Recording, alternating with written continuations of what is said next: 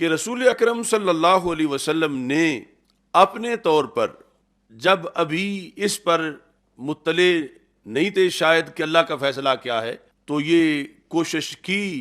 حضرت مولا علی رضی اللہ تعالی عنہ کے بارے میں کہ آپ کو مسلح دیا جائے، اور پھر اسی جہت سے پھر اگلے احکام بھی اس پر مرتب ہوں۔ یہ حدیث نمبر ہے 35,671 کنز العمال میں، 12ویں جلد کے اندر 35,671، اور کنز العمال میں یہ مسند علی رضی اللہ تعالی عنہ سے ہے، اور اس کے راوی ہیں حضرت مولا علی رضی اللہ تعالیٰ عنہ، اور حضرت مولا علی رضی اللہ تعالیٰ عنہ سے روایت کر رہے ہیں وہ مشہور ہستی سیدنا ابو جحیفہ رضی اللہ تعالیٰ عنہ، اور حضرت سیدنا ابو جحیفہ رضی اللہ تعالیٰ عنہ سے ان کے بیٹے عون بن ابی جحیفہ، انہوں نے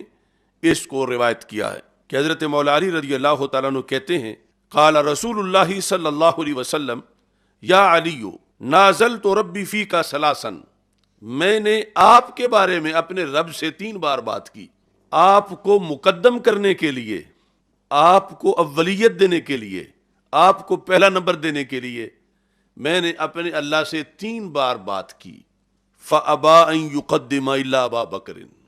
تو تینوں بار ہی اللہ نے انکار کیا کہ وہ سوائے صدیق اکبر کے کسی اور کو مقدم کرے۔ تو اس بنیاد پر یعنی پھر مولا علی رضی اللہ تعالی عنہ سے بھی جب کوئی پوچھتا تھا تو آپ فرماتے تھے کہ حضرت ابو بکر صدیق رضی اللہ تعالی عنہ کو اللہ نے مقدم کیا ہے تو انہیں مؤخر پھر کون کر سکتا، کہ آگے کیا جائے گا یعنی اس دن مصلی امامت پر،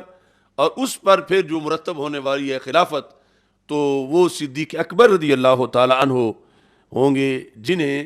رب ذوالجلال کی طرف سے اس سلسلہ میں مقدم کیا گیا ہے۔ حدیث نمبر 32,706، جس میں نبی اکرم صلی اللہ علیہ وسلم نے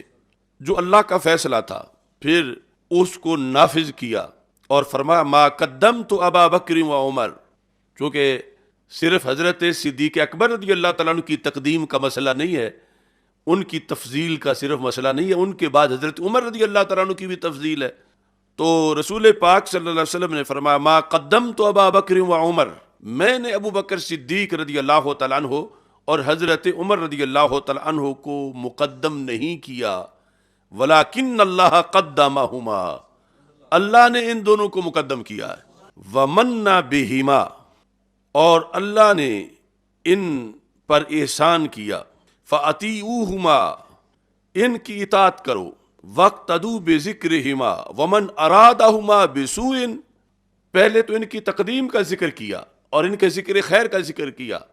اور فرمایا کہ جو ان دونوں میں سے کسی کا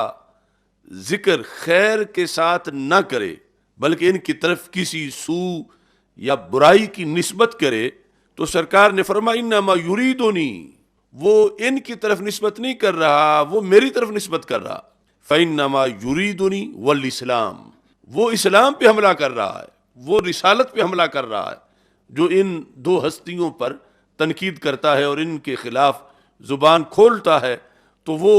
مجھ پہ حملہ کر رہا ہے، وہ اسلام پہ حملہ کر رہا ہے۔